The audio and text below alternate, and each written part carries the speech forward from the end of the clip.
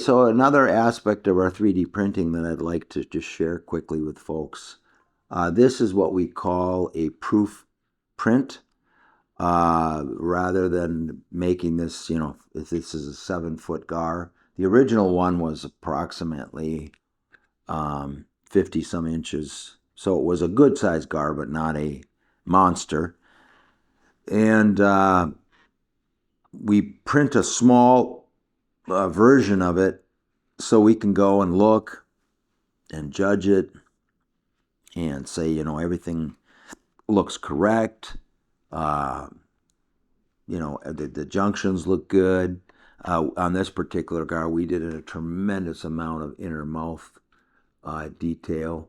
The different rows of teeth. Actually, there's like 3 rows of teeth on the edge of the mandibles, and there's a row of teeth down the roof of the mouth, similar to what a northern pike would have. In fact, I think there's 2 rows. Let me just take a look here. Yeah, there is. There's 2 rows. So anyway, we did a lot of teeth replacement, but if you look closely, you can see on this very small model, all those teeth are there.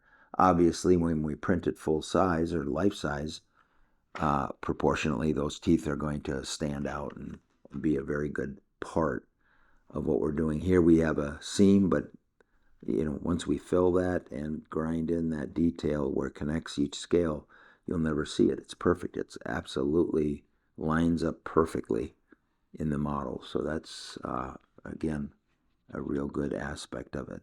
But we do these proof prints, and actually this is the second one, as we did our first one and made a lot of changes.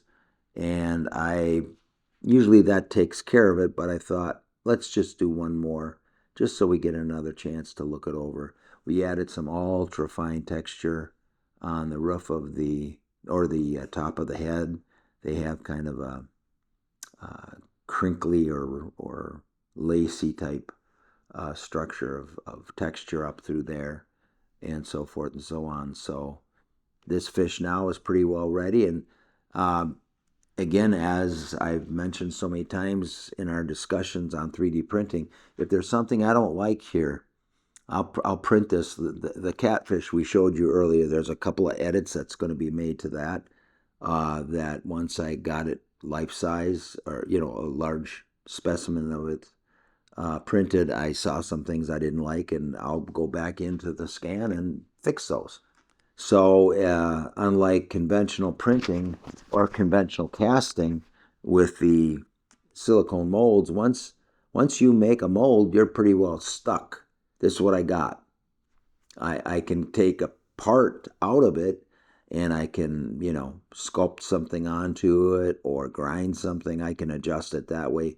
But for the most part, once I make a mold of a model, that's what I'm going to end up with, is whatever it was. That's going to duplicate itself again and again in every subsequent casting of that mold.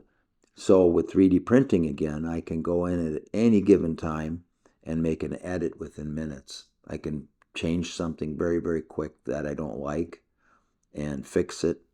And that is, again, one of the big, big beauties of 3D printing, and the ability to make those just momentary edits to the model.